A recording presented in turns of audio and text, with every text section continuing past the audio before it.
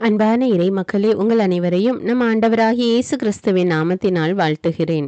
நேற்றைய தினத்துல அப்ரஹாமுக்கு அடுத்த ஆண்டு குழந்தை பிறக்கும் என்று கடவுளின் தூதர்கள் கூறியதையும், சோதோமுக்காக அப்ரஹாம் ஆண்டவரிடம் பரிந்து பேசியதையும் பார்த்தோம். இன்று திருவிவிலிய வாசிப்பு திட்டத்தின் 6ஆம் நாள். இன்று நாம் வாசித்து அறிய இருக்கிற விவிலிய பகுதி தொடக்க நூல் அதிகாரம் 19 முதல் 22 வரை. சோதோம் கொமோரா நகர் மிகவும் பாவம் நிறைந்த ஒழுக்கமில்லாத நகராக இருப்பதை ஆண்டவர் பார்த்தார். அங்குள்ள மக்கள் பாவ வாழ்க்கை வாழ்ந்து வந்தார்கள். ஆண்டவரின் தூதர்களை கூட அவர்கள் உறவு கொள்ளுமாறு அழைக்க வந்தார்கள். அந்த அளவுக்கு அந்த நகரில் பாவம் பெருகி இருந்தது. நோவாவின் காலத்திலும் கூட பாவம் பெருகிய போது ஆண்டவர் மழை வெள்ளத்தால் உலகை அழித்தார். இப்பொழுது இந்த சோதோம் கொமோரா நகர் மிகவும் பாவம் நிறைந்த நகராக இருப்பதால் தான் ஆண்டவர் இந்த நகரை அழிப்பதற்காக கடவுளின் தூதர்களை அனுப்பி வைத்தார். ஆனால் நீதிமானாகிய லோத்தும் அவருடைய குடும்பத்தாரும் அழிந்துவிடக் கூடாது என்பதற்காக அவர்களை அங்கிருந்து வெளியே கூட்டிக் கொண்டு மலைப்பகுதிக்கு செல்லுமாறு ஆண்டவர் கட்டளையிடுகிறார். ஆம், லோத்தின் மீதும் அவருடைய குடும்பத்தார் மீதும் ஆண்டவர் இரக்கம் கொண்டார். அதனால்தான் அவர்களை காப்பாற்றினார். அப்பொழுது ஆண்டவரின் தூதர்கள் திரும்பி பார்க்காதீர்கள் என்று சொல்லியும் கேட்காமல் லோத்தின் மனைவி திரும்பி பார்த்தால் அந்த இடத்திலேயே உப்பு தூணாக மாறி போனாள். இதிலிருந்து நாம் அறிந்து கொள்வது, ஆண்டவருடைய வார்த்தைக்கு நாம் கீழ்ப்படிய வேண்டும். நம்முடைய பழைய பாவ வாழ்க்கைகளை நாம் திரும்பி பார்க்க கூடாது. அந்த பழைய பாவத்தை விட்டு வெளியே வர வேண்டும். அப்பொழுது நாம் காப்பாற்றப்படுவோம். லோத்தின் மகள்கள் இருவரும் தன் தந்தையோடு தகாத உறவு வைத்து பிள்ளைகளை பெற்றெடுக்கிறார்கள். அவர்கள் மூலம்தான் மோவாபியர் மற்றும் அம்மோனியர் சந்ததிகள் வந்தது. அப்ரஹாம் ஏற்கனவே எகிப்து நாட்டில் தங்கியிருக்கும் போது தன்னுடைய மனைவி சாராவை தன்னுடைய சகோதரி என்று அறிமுகப்படுத்தினார். இப்பொழுது கேராரிலேயும் அவர் அபிமெலேக்கிடம் தன்னுடைய மனைவி சாராவை தன்னுடைய சகோதரி என்று அறிமுகப்படுத்துகிறார். அதனால் கேரார் மன்னன் அபிமெலேக்கு சாராவை அழைத்து வரும்படி கூறினார். அபிமெலேக்கு ஒரு நீதிமான். அதனால் அவன் தவறு செய்யாதவாறு ஆண்டவர் அவனை எச்சரித்தார். மேலும் அப்ரஹாம் ஒரு இறைவாக்கினர். அவர் உனக்காக பரிந்து பேசினால் நீ பிழைப்பாய் என்று கூறினார். இதை கேட்டு அபிமெலேக்கு உடனே சாராவை திரும்ப அனுப்பி வைத்து விட்டார். மேலும் அப்ரஹாம் அபிமெலேக்குக்காக ஆண்டவரிடம் மன்றாடினார். அப்பொழுது ஆண்டவர் அபிமெலேக்கையும் அவருடைய மனைவியையும் அடிமை பெண்களையும் குணமாக்கி அவர்களுக்கு பிள்ளை பேறு கொடுத்தார். பல நேரங்கள்ல ஆண்டவர் நம்மையும் கூட பாவம் செய்யாதவாறு காப்பாற்றுகிறார், எச்சரிக்கிறார். அப்பொழுது நாம் ஆண்டவருடைய குரலுக்கு செவி கொடுத்து பாவம் செய்யாமல் நம்மை காத்து கொள்ள வேண்டும். ஆண்டவர் அப்ரஹாமுக்கு 75வது வயதுல உனக்கு ஒரு மகன் பிறப்பான் என்று வாக்கு கொடுத்தார். மீண்டுமாக 99வது வயதிலே உனக்கு ஒரு மகன் பிறப்பான் என்று வாக்கு கொடுத்தார். அப்பொழுது அப்ரஹாம் ஆண்டவர் மீது நம்பிக்கை வைத்து அவருக்காக காத்திருந்தார். 25 ஆண்டுகள் அவர் காத்திருந்த பிறகு அப்ரஹாமின் 100வது வயதில் அவருக்கு ஒரு மகன் பிறந்தான். அவனுக்கு அப்ரஹாம் ஈசாக்கு என்று பெயரிட்டார். ஆண்டவருடைய வார்த்தை நிறைவேறும் என்று அப்ரஹாம் 25 ஆண்டுகள் காத்திருந்தார். எவ்வளவு பெரிய விசுவாசம்! நாம் இன்றைக்கு ஒரு நாள், 2 நாள் அல்லது ஒரு மாசம், ஒரு வருடத்திலே நாம் நம்பிக்கை இழந்து விடுகிறோம். விசுவாசம் இல்லாத நிலைக்கு போய் விடுகிறோம். ஆனால் அப்ரஹாம் 25 ஆண்டுகள் ஆண்டவருக்காக காத்திருந்தார். ஆண்டவருடைய வாக்கு நிறைவேறும் என்று அவர் நம்பிக்கையோடு இருந்தார். அதனால் தான் இன்றைக்கு நாம் அவரை விசுவாசத்தின் தந்தையாக பார்க்கிறோம். சில ஆண்டுகள் கழித்து அந்த மகனை பலியிடுமாறு ஆண்டவர் அப்ரஹாமிடம் கூறுகிறார். அப்பொழுதும் கூட அப்ரஹாம் ஆண்டவருடைய வார்த்தைக்கு கீழ்ப்படிந்து அந்த மகனை பலியிடுவதற்காக மோரியா மலைப்பகுதிக்கு கூட்டி செல்கிறார். அந்த நேரத்திலே ஆண்டவர் அப்ரஹாமை அறிந்து கொண்டார். அவர் ஆண்டவருக்கு அஞ்சுபவர் என்பதை புரிந்து கொண்டார். அதனால் ஆண்டவர் அப்ரஹாமிடம் பையனை ஒன்றும் செய்யாதே என்று கூறி பையனை காப்பாற்றுகிறார். அப்ரஹாமுக்கு ஆண்டவர் மீது எவ்வளவு பெரிய விசுவாசம், நம்பிக்கை இருந்திருந்தால் இந்த அளவுக்கு அவர் துணிந்திருப்பார். பையனை கொல்வதற்காக கையை உயர்த்தி அந்த கடைசி நொடி பொழுதுல ஆண்டவர் அவரை தடுத்தார். எவ்வளவு கஷ்டமா இருந்திருக்கும். ஆனாலும் கடவுளுக்காக எதையும் செய்ய நான் தயார் என்கிற நிலையில்தான் அப்ரஹாம் இருந்தார். இன்றைக்கு நம்மால் அப்படி சொல்ல முடியுமா? எந்த சூழ்நிலையிலே நான் ஆண்டவரை விட்டு கொடுக்க மாட்டேன், அவர் சொல்வதை தான் செய்வேன் என்று நம்மால உறுதியா இருக்க முடியுமா? நீங்க இப்படி ஏதாவது இக்கட்டான சூழ்நிலைகள்ல இருந்து அந்த நேரத்துல ஆண்டவரை உறுதியா பிடிச்சிருந்தீங்க அப்படின்னாக்கி அதை எனக்கு கமெண்ட்ஸ்ல தெரியப்படுத்துங்க. அதை படிக்கிறவங்களுக்கும் இன்னும் ஆண்டவர் மீது நம்பிக்கை வளருவதற்கு அது உதவியாக இருக்கும். மேலும் ஏற்கனவே அடிமை பெண் ஆகார் மூலம் அப்ரஹாமுக்கு ஒரு பையன் பிறந்திருந்தான். சாரா அந்த ஆகாரையும் இஸ்மையேலையும் வீட்டை விட்டு வெளியே அனுப்புகிறார், துரத்தி விடுகிறார். அடிமை பெண்ணா இருந்தாலும் அந்த ஆகாரையும் கூட ஆண்டவர் கைவிடவில்லை. பாலைவனத்தில் ஆகாரை ஆண்டவர் சந்திக்கிறார்.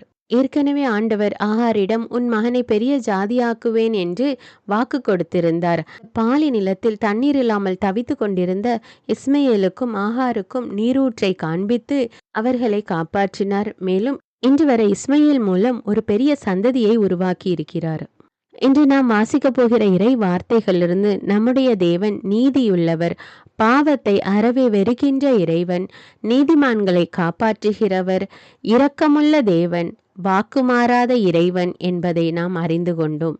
உங்களுடைய வாழ்க்கையிலே ஆண்டவர் செய்த ஏதாவது ஒரு அற்புதத்தை நீங்கள் கமெண்ட்ஸில் தெரியப்படுத்துங்கள். அதை படிக்கிற மக்களுக்கு ஆண்டவர் மீது இன்னும் அதிகமான நம்பிக்கை வளர உதவும். இப்பொழுது தொடக்க நூல் அதிகாரம் 19 முதல் 22 வரை வாசித்துவிட்டு ஒரு சிறிய ஜெபத்தோடு முடிப்போம். தொடக்க நூல் அதிகாரம் 19. சோதோமின் தீச்செயல். மாலை வேளையில் ஆண்டவரின் தூதர் இருவர் சோதோமுக்கு வந்தனர். அப்பொழுது நகரின் நுழைவாயிலில் லோத்து உட்கார்ந்திருந்தார். அவர் அவர்களை கண்டவுடன் எழுந்து சந்திக்க சென்று தரை மட்டும் தாழ்ந்து அவர்களை வணங்கினார். பிறகு, என் தலைவர்களே, அருள் கூர்ந்து உங்கள் அடியானின் இல்லத்திற்கு வாருங்கள். உங்கள் கால்களை கழுவி இரவு தங்குங்கள். காலையில் எழுந்து உங்கள் வழி பயணத்தை தொடருங்கள் என்று சொன்னார். அவர்களோ, வேண்டாம், பொதுவிடத்தில் நாங்கள் இரவு தங்குவோம் என்று மறுமொழி சொன்னார்கள். அவர் அவர்களை மிகவும் வற்புறுத்தவே அவர்களும் உடன் சென்று அவரது இல்லத்தினுள் நுழைந்தார்கள். அவர் புளிப்பற்ற அப்பம் சுட்டு அவர்களுக்கு விருந்தளிக்க அவர்களும் உண்டார்கள். பின் அவர்கள் உறங்க செல்லும் முன் சோதோம் நகரின் மக்களுள் இளைஞர் முதல் கிழவரீராக எல்லா ஆண்களும் அவ்வீட்டை சூழ்ந்து கொண்டனர். பிறகு லோத்தை கூப்பிட்டு, இன்று இரவு உன்னிடம் வந்த ஆடவர் எங்கே? நாங்கள் அவர்களோடு உறவு கொள்ளுமாறு அவர்களை எங்களிடம் கொண்டு வா என்றனர். லோத்து வீட்டிற்கு வெளியே வந்து தனக்கு பின் கதவை மூடிக்கொண்டு, என் சகோதரரை தீச்செயல் செய்யாதிருங்கள். ஆண் தொடர்பு அறியாத புதல்வியர் இருவர் எனக்கு உள்ளனர். உங்களிடம் நான் அவர்களை அழைத்து வருகிறேன். உங்கள் விருப்பப்படி அவர்களுடன் நடந்து கொள்ளலாம். ஆனால் எனது இல்லத்தின் பாதுகாப்பை பெற்றிருக்கும் இந்த ஆடவர்களுக்கு எதுவும் செய்ய வேண்டாம் என்றார். அதற்கு அவர்களோ, அப்பாலே போ என்றனர். மேலும் அவர்கள் அயல் நாட்டிலிருந்து வந்த இவனா நமக்கு நியாயம் கூறுவது என்று சொல்லிக்கொண்டு, அவர்களுக்கு செய்யவிருப்பதை விட இப்பொழுது உனக்கு அதிக தீங்கு செய்வோம் என்றனர். பிறகு லோத்தை கடுமையாய் தாக்கி கதவை உடைக்க நெருங்கி சென்றனர். அவ்வேளையில் அந்த ஆடவர் தம் கைகளை நீட்டி லோத்தை பிடித்து வீட்டுக்குள் இழுத்து கதவை பூட்டி கொண்டனர். கதவருகே நின்று கொண்டிருந்த சிறியோர் பெரியோர்களாகிய அம்மனிதர்களை அவர்களுடன் குருடராக்கினர். அவர்களால் கதவை தேடி கண்டுபிடிக்க முடியவில்லை. சோதோமை விட்டு லோத்து வெளியேறல். மேலும் அந்த மனிதர்கள் லோத்தை நோக்கி, இங்கே உன்னை சார்ந்த வேறு யாரேனும் உளரோ? மருமகனோ, புதல்வரோ, புதல்வியரோ உன்னை சார்ந்த வேறு யாரேனும் இந்நகரில் இருந்தால் அவர்களை இவ்விடத்திலிருந்து உன்னுடன் அழைத்து கொண்டு போய்விடு. இந்த இடத்தின் மக்களுக்கு எதிராக பெருங்கண்டன குரல் ஆண்டவர் திருமுன் எழுந்துள்ளதால் நாங்கள் இந்த இடத்தை அழிக்கும்படி எங்களை அவர் அனுப்பியுள்ளார் என்றனர். உடனே லோத்து வெளியே போய் தம் புதல்வியருக்கு மன ஒப்பந்தமாகி இருந்த மருமக்களோடு பேசி, நீங்கள் எழுந்து இவ்விடத்தை விட்டு புறப்படுங்கள், ஏனெனில் ஆண்டவரின் நகரை அழிக்கப் போகிறார் என்றார். அவருடைய மருமக்களுக்கு இது நகைப்புக்குரியதாய் தோன்றியது. பொழுது வெடியும் வேளையில் தூதர்கள் லோத்தை நோக்கி, நீ எழுந்திரு, உன் மனைவியையும் உன் இரு புதல்வியரையும் கூட்டிக் கொண்டு போ. இல்லையேல் இந்நகரின் தண்டனை தீர்ப்பில் நீயும் அகப்பட்டு அழிவாய் என்று வற்புறுத்தி கூறினார்கள். அவர் காலந்தாழ்த்தினார். ஆண்டவர் அவர் மீது இரக்கம் வைத்திருந்ததால் அந்த மனிதர்கள் அவரது கையையும் அவர் மனைவியின் கையையும் அவர் இரு புதல்வியர் கையையும் பிடித்து கொண்டு போய் நகருக்கு வெளியே விட்டார்கள். அவர்களை வெளியே அழைத்து வந்தவுடன் அந்த மனிதர்கள் அவரை நோக்கி, நீ உயிர் தப்புமாறு ஓடிப்போ, திரும்பி பார்க்காதே, சமவெளி எங்கேயும் தங்காதே, மலையை நோக்கி தப்பி ஓடு, இல்லையேல் அழிந்து போவாய் என்றார்கள். லோத்து அவர்களை நோக்கி, என் தலைவர்களே, வேண்டாம். உங்கள் அடியானுக்கு உங்கள் பார்வையில் இரக்கம் கிடைத்துள்ளது. என் உயிரை காக்கும் பொருட்டு நீர் காட்டிய பேரன்பு உயர்ந்தது. ஆயினும் மலையை நோக்கி தப்பியோட என்னால் இயலாது. ஓடினால் தீங்கு ஏற்பட்டு நான் செத்து போவேன். எனவே நான் தப்பியோடி சேர்வதற்கு வசதியாக இதோ ஒரு நகர் அருகில் உள்ளது. அது சிறியதாயிருக்கிறது. அதற்குள் ஓடிப்போக விடுங்கள். அது சிறிய நகர்தானே, நானும் உயிர் பிழைப்பேன் என்றார். அதற்கு தூதர் ஒருவர், நல்லது, அப்படியே ஆகட்டும். இக்காரியத்திலும் உனக்கு கருணை காட்டியுள்ளேன். நீர் கேட்டபடி அந்நகரை நான் அழிக்க மாட்டேன். நீ அங்கு விரைந்தோடி தப்பித்துக்கொள். நீ அங்கு சென்று சேரு மட்டும் என்னால் ஒன்றும் செய்ய இயலாது என்றார். இதனால் அந்நகருக்கு சோவார் என்னும் பெயர் வழங்கிற்று. சோதோம் கொமோராவின் அழிவு. லோத்து சோவாரை அடைந்தபோது கதிரவன் மண்ணுலகின் மேல் உதித்திருந்தான். அப்பொழுது ஆண்டவர் வானத்திலிருந்து சோதோம் கொமோரா நகர்களின் மேல் கந்தகமும் நெருப்பும் பொழிய செய்தார். அந்நகர்களையும் அவற்றை சுற்றி இருந்த சமவெளி முழுவதையும் அழித்தார். நகர்களில் வாழ்ந்த அனைவரையும் நிலத்தில் தளிர்த்தனவற்றையும் அழித்தார். அப்பொழுது லோத்தின் மனைவி திரும்பி பார்த்தால் உடனே உப்பு தூணாக மாறினாள். அப்ரஹாம் காலையில் எழுந்திருந்து தாம் ஏற்கனவே ஆண்டவர் திருமுன் நின்ற இடத்திற்கு போனார். அவர் சோதோமையும் கொமோரோவையும் சூழ்ந்திருந்த நிலப்பகுதியையும் நோக்கி பார்த்தபொழுது சூளையின் புகை போல் நிலப்பரப்பிலிருந்து புகை கிளம்ப கண்டார். கடவுள் சமவெளி நகர்களை அழித்தபோது அப்ரஹாமை நினைவு கூர்ந்தார். எனவே லோத்து குடியிருந்த நகர்களை அழித்தபோது கடவுள் அவரை காப்பாற்றினார். மோவாபியர் அம்மோனியரின் தோற்றம். லோத்து சோவாரை விட்டு வெளியேறி மலைக்கு சென்று குடியேறினார்.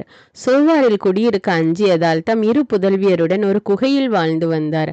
அப்பொழுது மூத்தவள் இளையவளை நோக்கி, நம் தந்தை வயது முதிர்ந்தவர், உலகெங்கும் உள்ள வழக்கிற்கேற்ப நம்மை மணந்து நம்முடன் உறவு கொள்ளுமாறு இப்பகுதியில் வேறு ஆடவர் எவரும் இல்லை. வா, நம் தந்தையை திராட்சைமது குடிக்க வைத்து அவருடன் உறவு கொள்வோம். இவ்வாறு நம் தந்தையின் மூலம் வழிமரபை காத்து கொள்வோம் என்றாள். அவ்வாறே அன்றிரவு தங்கள் தந்தையை திராட்சைமது குடிக்க வைத்தார்கள். பிறகு மூத்தவள் உள்ளே நுழைந்து தன் தந்தையுடன் படுத்து கொண்டதோ அவள் எழுந்து சென்றதோ அவருக்கு தெரியாது.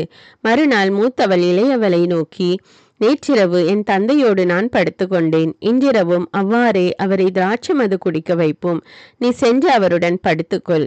இவ்வண்ணமாக நம் தந்தையின் மூலம் வழிமரபை காத்து கொள்வோம் என்றாள். அவ்வாறே அன்றிரவும் தங்கள் தந்தையை திராட்சைமது குடிக்க வைத்தார்கள். இம்முறையும் இளையவள் சென்று படுத்து கொண்டதோ அவள் எழுந்து சென்றதோ அவருக்கு தெரியாது. இவ்வாறு லோத்தின் புதல்வியர் இருவரும் தம் தந்தையின் மூலம் கருத்தரித்தனர். பின் மூத்தவள் ஒரு மகனை பெற்று அவனுக்கு மோவாபு என்று பெயரிட்டாள். அவன் இன்று வரை இருக்கிற மோவாபியருக்கு தந்தை. இளையவள் ஒரு மகனை பெற்று அவனுக்கு பென்னம்மி என்னும் பெயரை சூட்டினாள். அவன் இன்று வரை இருக்கிற அம்மோனியரின் தந்தை. தொடக்க நூல் அதிகாரம் 20. அப்ரஹாமும் அபிமலேக்கும்.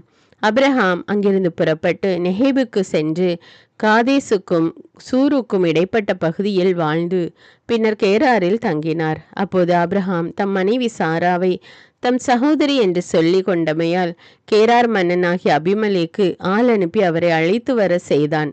இரவில் ஆண்டவர் அபிமலேக்கு கனவில் தோன்றி, இதோ நீ அழைத்து வர செய்த பெண்ணின் பொருட்டு நீ சாக போகிறாய், ஏனெனில் அவள் ஒருவனுக்கு வாழ்க்கைப்பட்டவள் என்று அவனிடம் கூறினார். அதுவரை அவரை தொடாதிருந்த அபிமலேக்கு அது கேட்டு மறுமொழியாக, என் தலைவரே, உண்மையாகவே நேர்மைமிக்க இனத்தவரை நீர் அழிப்பீரோ? அவன் அவளை தன் சகோதரி என்றும் அவள் அவனை தன் சகோதரன் என்றும் அறிமுகப்படுத்தவில்லையா? நான் நேரிய இதயத்தோடும் தூய கைகளோடும் இதை செய்தேன் என்றான். கடவுள் கனவில் தோன்றி அவனை நோக்கி, நீ நேரிய இதயத்தோடு அப்படி செய்தாய் என்று அறிவேன். அதனால்தான் எனக்கு எதிராக பாவம் செய்யாத உன்னை காப்பாற்றி அவளை தொடவிடவில்லை. உடனே அந்த பெண்ணை அவளின் கணவனிடம் அனுப்பிவிடு, ஏனெனில் அவன் ஓர் இறைவாக்கினன். அவன் உனக்காக மன்றாடினால் நீ பிழைப்பாய். அவளை நீ அனுப்பாவிடில் நீயும் உன்னை சார்ந்த யாவரும் செத்து மடிவீர் என்பது உறுதி என்றார். அபிமலேக்கு அதிகாலையில் எழுந்து தன் வேலைக்காரர் அனைவரையும் அழைத்து அந்த வார்த்தைகளை எல்லாம் அவர்கள் கேட்கும்படி சொன்னான். அதை கேட்டு அவர்கள் மிகவும் அச்சமுற்றனர். பின் அபிமலேக்கு அப்ரஹாமை வரவழைத்து, நீர் எங்களுக்கு என்ன காரியம் செய்து விட்டீர்? எனக்கும் என் நாட்டுக்கும் இப்பெரும் பழி நேரும்படி நான் உமக்கு என்ன தீங்கு செய்தேன்? செய்திருக்க கூடாதவற்றை நீர் எனக்கு செய்து விட்டீர். நீர் எக்காரணத்தை கொண்டு இக்காரியம் செய்தீர் என்று அவரிடம் வினவினான். அப்ரஹாம் மறுமொழியாக, இவ்விடத்தில் கடவுளுக்கு அஞ்சுவார் எவரும் இல்லை என்றும் என் மனைவியை அடையும் பொருட்டு என்னை கொன்று விடுவார்கள் என்றும் நினைத்தேன். மேலும் உண்மையில் இவள் என் சகோதரியே, இவள் என் தந்தைக்கு பிறந்த மகள், ஆனால் என் தாயின் மகள் அல்ல. அவளை நான் மணந்து கொண்டேன். மேலும் நான் என் தந்தையின் வீட்டை விட்டு கடவுள் என்னை அலைந்து திரிய செய்தபோது நீ எனக்கு பேருதவி செய்ய வேண்டும். நான் செல்லும் இடமெல்லாம் நான் உன் சகோதரன் என்று சொல் என்று அவளிடம் கூறியிருந்தேன் என்றார். அப்பொழுது அபிமெலேக்கு ஆடு மாடுகளையும் வேலைக்காரிகளையும் அப்ரஹாமுக்கு கொடுத்ததுமன்றி அவர் மனைவி சாராவையும் அவரிடம் ஒப்படைத்தார். மேலும் அபிமெலேக்கு, இதோ உமக்கு முன்பாக எனது நாடு இருக்கிறது, உமக்கு எங்கு விருப்பமோ அங்கு நீர் வாழலாம் என்றான். மேலும் சாராவை நோக்கி, இதோ உன் சகோதரருக்கு 1000 வெள்ளிக்காசு கொடுத்துள்ளேன், உன்னோடு இருப்பவர்களின் பார்வையிலிருந்து அது மறைக்கும் திரையாக அமையட்டும் என்றான். அப்ரஹாம் கடவுளிடம் மன்றாடவே கடவுளும் அபிமெலேக்கையும் அவன் மனைவியையும் அடிமை பெண்களையும் குணமாக்கி அவர்களுக்கு பிள்ளை பேறு அளித்தார். ஏனென்றால் அப்ரஹாமின் மனைவி சாராவை முன்னிட்டு ஆண்டவர் அபிமெலேக்கு வீட்டில் இருந்த பெண்களை மலடிகளாக்கி இருந்தார். தொடக்க நூல் அதிகாரம் 21. ஈசாக்கின் பிறப்பு. ஆண்டவர் தாம் கூறியிருந்தபடி சாராவை கண்ணோக்கினார். ஆண்டவர் தம் வாக்குறுதிக்கேற்ப சாராவுக்கு செய்தருளினார். கடவுள் வாக்களித்தபடி குறிப்பிட்ட அதே காலத்தில் சாரா கருத்தாங்கி அப்ரஹாமுக்கு அவரது முதிர்ந்த வயதில் ஒரு மகளை பெற்றெடுத்தார். அப்ரஹாம் தமக்கு பிறந்த சாரா தமக்கு பெற்றுக் கொடுத்த மகனுக்கு ஈசாக்கு என்று பெயரிட்டார். கடவுள் கட்டளையிட்டபடி அப்ரஹாம் தம் மகன் ஈசாக்கு பிறந்த 8ஆம் நாளன்று அவனுக்கு விருத்த சேதனம் செய்தார். அவருடைய மகன் ஈசாக்கு அவருக்கு பிறந்த பொழுது அவருக்கு வயது 100. அப்பொழுது சாரா, கடவுள் என்னை சிரிக்க வைத்தார் என்றும் இதை கேட்டு அனைவரும் என்னோடு சிரிப்பர் என்றும் சொன்னார். மீண்டும் அவர், சாரா தம் புதல்வர்களுக்கு பாலூட்டுவார் என்று அப்ரஹாமிடம் யாராவது சொல்லியிருப்பார்களா? ஆயினும் இதோ அவருக்கு அவரது முதிர்ந்த வயதில் நான் ஒரு மகனை பெற்றெடுத்துள்ளேன் என்றார். அந்த குழந்தை வளர்ந்து பால் குடியும் மறந்தது. அப்படி பால் குடிப்பதை நிறுத்திய நாளென்று அப்ரஹாம் பெரியதொரு விருந்து அளித்தார். ஆகாரும் இஸ்மயேலும் வெளியேற்றப்படல். பின்னர் எகிப்தியலான ஆகார் அப்ரஹாமுக்கு பெற்றெடுத்த மகன் சிரித்து விளையாடுவதை சாரா கண்டு அப்ரஹாமை நோக்கி, இந்த பணிப்பெண்ணையும் அவள் மகனையும் துரத்திவிடும், ஏனென்றால் பணிப்பெண்ணின் மகன் என் மகன் ஈசாக்குடன் பங்காளியாய் இருக்கக்கூடாது என்றார். தம் மகனுக்கு எதிரான இவ்வார்த்தை அப்ரஹாமுக்கு மிகுந்த வேதனை அளித்தது. அப்போது கடவுள் அப்ரஹாமை நோக்கி, பையனையும் பணிப்பெண்ணையும் குறித்து வேதனைப்படாதே, சாரா உனக்கு சொல்வதையெல்லாம் அப்படியே செய், ஏனெனில் ஈசாக்கின் மூலமே உன் வழிமரபு விளங்கும், உன் பணிப்பெண்ணின் மகனும் உன் வித்தாயிருப்பதால் அவனிடமிருந்தும் இனம் ஒன்று தோன்ற செய்வேன் என்றார். எனவே அப்ரஹாம் காலையில் எழுந்து அப்பத்தையும் தோற்பை நிறைய தண்ணீரையும் எடுத்து ஆகாரிடம் கொடுத்தார். அவற்றை அவள் தோள்மேல் வைத்து குழந்தையையும் அவளுடன் அனுப்பி வைத்தார். அவளும் புறப்பட்டு போய் பெயர்சபா என்னும் பாலை நிலத்தில் அலைந்து திரிந்தாள். தோற்பையில் இருந்த தண்ணீர் தீர்ந்த பின் அவள் புதர் ஒன்றின் அடியில் குழந்தையை கிடத்தினாள். பின்பு அவள் முன்புறம் சென்று அம்பு எறி தூரத்தளவில் உட்கார்ந்து கொண்டாள். குழந்தை சாவதை பார்க்க சகியேன் என்று கூறி முன்புறம் இருந்து கொண்டே கூக்குரலிட்டு அழுதாள். அப்போது கடவுள் பையனின் அழுகுரலை கேட்டார். ஆண்டவரின் தூதர் வானத்து நின்று ஆகாரை கூப்பிட்டு, ஆகார், உனக்கு நிகழ்ந்தது என்ன? அஞ்சாதே, ஏனெனில் கிடத்தி இருக்கிற இடத்தினின்று பையனின் அழுகுரலை கடவுள் கேட்டருளினார். நீ எழுந்து பையனை தூக்கிவிடு, அவனை உன் கையில் பிடித்துக்கொள், ஏனெனில் அவனிடமிருந்து பெரிய இனமொன்று தோன்ற செய்வேன் என்றார். அப்பொழுது கடவுள் அவள் கண்களை திறந்துவிட அவள் நீருள்ள கிணற்றை கண்டாள். அவள் அங்கு சென்று தோற்பையை நீரால் நிரப்பி பையனுக்கு குடிக்க கொடுத்தாள். கடவுளும் பையனோடு இருந்தார். அவன் வளர்ந்து பாலை நிலத்தில் குடியிருந்தான். அம்பு எய்வதில் வல்லவனானான். அவன் பாரான் என்னும் பாலை நிலத்தில் வாழ்ந்து வருகையில் அவன் தாய் எகிப்து நாட்டை சார்ந்த ஒரு பெண்ணை அவனுக்கு மணமுடித்து வைத்தாள். அப்ரஹாம் அபிமெலேக்கு உடன்படிக்கை. அக்காலத்தில் அபிமெலேக்கு தன் படை தலைவன் பிக்கோலோடு வந்து அப்ரஹாமை நோக்கி, நீர் செய்கிற யாவற்றிலும் கடவுள் உம்முடனே இருக்கிறார். ஆகையால் எனக்கும் என் புதல்வருக்கும் என் இனத்தாருக்கும் நீர் வஞ்சனை செய்யாமல் உமக்கு நான் இரக்கம் காட்டியது போல எனக்கும் நீர் பிழைப்புக்காக வந்த இந்த நாட்டிற்கும் நீர் இரக்கம் காட்டுவதாக கடவுள் பெயரால் ஆணையிட்டு எனக்கு வாக்களியும் என்றான். அதற்கு அப்ரஹாம், அவ்விதமே ஆணையிட்டு வாக்களிக்கிறேன் என்று கூறினார். பிறகு அபிமெலேக்கின் ஊழியர்கள் கைப்பற்றியிருந்த நீருள்ள கிணறு ஒன்றை பற்றி அவனிடம் அப்ரஹாம் முறையிட்டார். அபிமெலேக்கு அதற்கு மறுமொழியாக, இந்த காரியத்தை செய்தவன் யார் என்று எனக்கு தெரியாது, நீரும் அதை எனக்கு தெரிவிக்கவில்லை, இன்றுதான் இதை பற்றி கேள்விப்படுகிறேன் என்றான். பின் அப்ரஹாம் ஆடு மாடுகளையும் அபிமெலேக்கிடம் கொண்டு வந்து கொடுக்க அவர்கள் இருவரும் ஒருவரோடு ஒருவர் உடன்படிக்கை செய்து கொண்டனர். அப்பொழுது அப்ரஹாம் மந்தையினின்று 7 பெண் ஆட்டுக்குட்டிகளை பிரித்தெடுத்து தனியாக நிறுத்தினார்.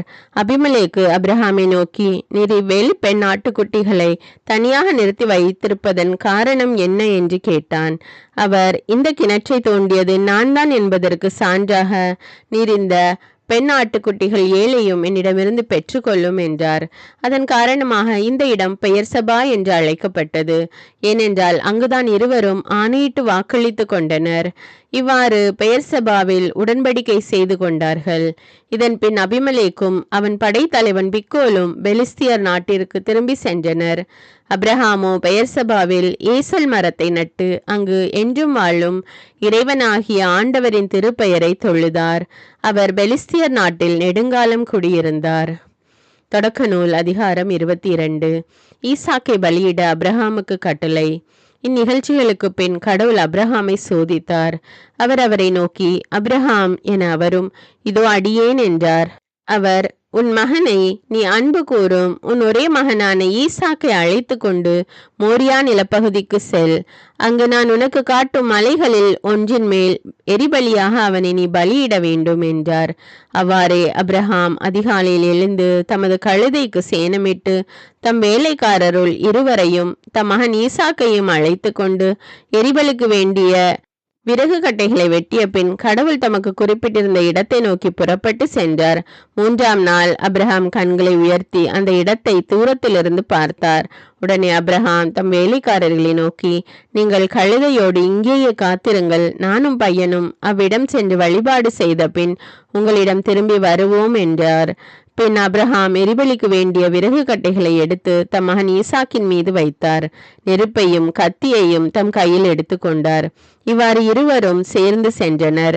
அப்பொழுது ஈசாக்கு தன் தந்தையாகிய அப்ரஹாமை நோக்கி, அப்பா என அவர், என் மகனே என்று கேட்டார். அதற்கு அவன், இதோ நெருப்பும் விறகு கட்டைகளும் இருக்கின்றன, எரிபலிக்கான ஆட்டுக்குட்டி எங்கே என்று வினவினான். அதற்கு அப்ரஹாம், எரிபலிக்கான ஆட்டுக்குட்டியை பொறுத்தமட்டில் கடவுளே பார்த்து கொள்வார், மகனே என்றார். இருவரும் சேர்ந்து தொடர்ந்து நடந்தனர். அப்ரஹாமுக்கு கடவுள் குறிப்பிட்டு சொல்லிய இடத்தை அவர்கள் அடைந்தனர். அங்கே அப்ரஹாம் ஒரு பலிபீடம் அமைத்து அதன் மேல் விறகு கட்டைகளை அடுக்கி வைத்தார். பின் தம் மகன் ஈசாக்கை கட்டி பீடத்தின் மீதிருந்த விறகு கட்டைகளின் மேல் கிடத்தினார். அப்ரஹாம் தம் மகனை வெட்டுமாறு தம் கையை நீட்டி கத்தியை கையில் எடுத்தார். அப்பொழுது ஆண்டவரின் தூதர் வானத்து நின்று அப்ரஹாம் அப்ரஹாம் என்று கூப்பிட அவர், இதோ அடியேன் என்றார். அவர், பையன் மேல் கை வைக்காதே, அவனுக்கு எதுவும் செய்யாதே, உன் ஒரே மகனையும் எனக்கு பலியிட நீ தயங்கவில்லை என்பதிலிருந்து நீ கடவுளுக்கு அஞ்சுபவன் என்று இப்போது நான் அறிந்து கொண்டேன் என்றார். அப்பொழுது அப்ரஹாம் தம் கண்களை உயர்த்தி பார்த்தார். இதோ முச்செடியில் கொம்பு மாட்டிக்கொண்டு நின்ற ஓர் ஆட்டுக்கிடாயை கண்டார். உடனே அப்ரஹாம் அங்கு சென்று அந்த கிடாயை பிடித்து தம் மகனுக்கு பதிலாக எரிபலியாக்கினார். எனவே அப்ரஹாம் அந்த இடத்திற்கு யாவே ஈரே என்று பெயரிட்டார். அதனால்தான் மலையில் ஆண்டவர் பார்த்து கொள்வார் என்று இன்று வரை வழங்கி வருகிறது. ஆண்டவரின் தூதர் அப்ரஹாமை வானத்து நின்று மீண்டும் அழைத்து, ஆண்டவர் கூறுவது இதுவே, நான் என் மீது ஆணையிட்டு கூறுகிறேன், உன் ஒரே மகனை எனக்கு பலியிட தயங்காமல் நீ இவ்வாறு செய்தாய். ஆதலால் நான் உன் மீது உண்மையாகவே ஆசி பொழிந்து விண்மீன்களைப் போலவும் கடற்கரை மணலைப் போலவும் உன் வழிமரபை பழுகி பெருக செய்வேன். உன் வழிமரபினர் தம் பகைவர்களின் வாயிலை உரிமையாக்கி கொள்வர். மேலும் நீ என் குரலுக்கு செவி கொடுத்ததனால் உலகின் அனைத்து இனத்தவரும் உன் வழிமரபின் மூலம் தங்களுக்கு ஆசி கூறிக்கொள்வர் என்றார். பின் அப்ரஹாம் தம் வேலைக்காரரிடம் திரும்பி வந்தார். அவர்கள் ஒன்று சேர்ந்து பெயர்சபாவுக்கு திரும்பி சென்றார்கள். அங்கேயே அப்ரஹாம் வாழ்ந்து வந்தார். நாகூரின் வழிமரபினர். இந்நிகழ்ச்சிகளுக்கு பின் உன் சகோதரன் நாகூருக்கு மில்கா புதல்வரை பெற்றெடுத்திருக்கிறாள் என்று அப்ரஹாமுக்கு சொல்லப்பட்டது. மூத்த மகன் ஊசு, அவன் தம்பி பூசு, ஆராமின் தந்தையான கெமுவேல், கெசேது, அசோ, பில்தாசு, இதிலாபு, பெத்துவேல் ரெபெக்காவின் தந்தை. இந்த 8 புதல்வர்களையும் மில்கா அப்ரஹாமின் சகோதரன் நாகோருக்கு பெற்றெடுத்தாள். மேலும் அவனுக்கு மறுமனைவியாக ரயுமா, தெபாகு, கஹாம், தஹாசு, மாக்கா என்பவர்களையும் பெற்றெடுத்தாள். இன்றைய இறைவார்த்தையிலிருந்து நீங்கள் புரிந்து கொண்டதை எனக்கு கமெண்ட்ஸில் தெரியப்படுத்துங்கள். இப்பொழுது ஜெபிப்போமா? அன்பின் பரலோக பிதாவே, வாக்குமாறாத இறைவனே, இரக்கத்தின் தெய்வமே, இதோ இந்த நாளிலே எங்களை உம்முடைய சமூகத்திலே ஒப்பு கொடுக்கிறோம் அப்பா. இன்றைய நாளிலே இறை வார்த்தை வாசித்து அதை தியானிக்க நீர் கொடுத்திருக்கிற வாய்ப்புக்காக நன்றி அப்பா. அன்பின் தேவனே, எங்கள் ஒவ்வொருவர் மீது இரக்கமாயிரும் அப்பா. லோத்துக்கும் அவருடைய குடும்பத்தாருக்கும் இரக்கம் காட்டின தேவன் எங்களுக்கும் இரக்கம் காட்டும் அப்பா. எங்கள் குடும்பத்தாரையும் இரக்கத்தோடு பார்த்தருளும் தேவனே. எங்கள் மீது உமது கோப ஆக்கினை விழாதபடி எங்களை காத்து கொள்ளும் அப்பா. பாவத்துக்கு விலகி இருக்க எங்களுக்கு கற்றுக்கொடும் அப்பா. பாலைவனம் போல இருக்கின்ற எங்களுடைய வாழ்க்கையை நீரூற்றுகளாக மாற்றி அருளும் அப்பா. எந்த சூழ்நிலையாக இருந்தாலும் அப்ரஹாமை போல உம்மீது உறுதியான விசுவாசம் வைக்க எங்களுக்கு உதவி செய்யும் அப்பா. எங்களுக்கு கற்றுத்தாரும் தேவனே. எங்களுடைய வாழ்விலே நாங்கள் தினம் தினம் உம்மீது உள்ள விசுவாசத்தில் இன்னும் அதிகரிக்க, இன்னும் அதிகமாக உம்மை அன்பு செய்ய எங்களுக்கு கற்றுத்தாரும் அப்பா. இந்த நாளிலே எங்களுக்கு இந்த வாய்ப்பை கொடுத்திருக்கிற கிருபைக்காக நன்றி தேவனே. இதோ நாங்கள் தொடர்ந்து தினமும் இறைவார்த்தை வாசித்து ஜெபிக்க எங்களுக்கு உதவி செய்யும் அப்பா. எல்லா துதி கன மகிமை உமக்கே செலுத்துகிறேன். இயேசுவின் இன்ப நாமத்தில் ஜெபிக்கிறேன். ஆமேன்.